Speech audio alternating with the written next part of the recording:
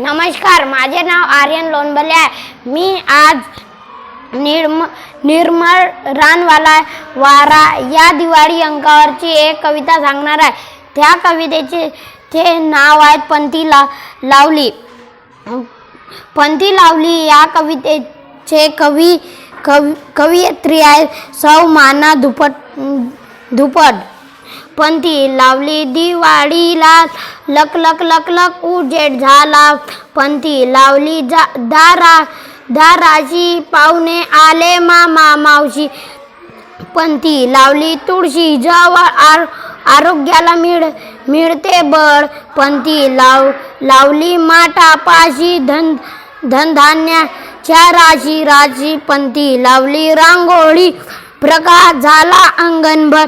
पंथी लावली देवघरात, आनंद भरला मनामनात। धन्यवाद।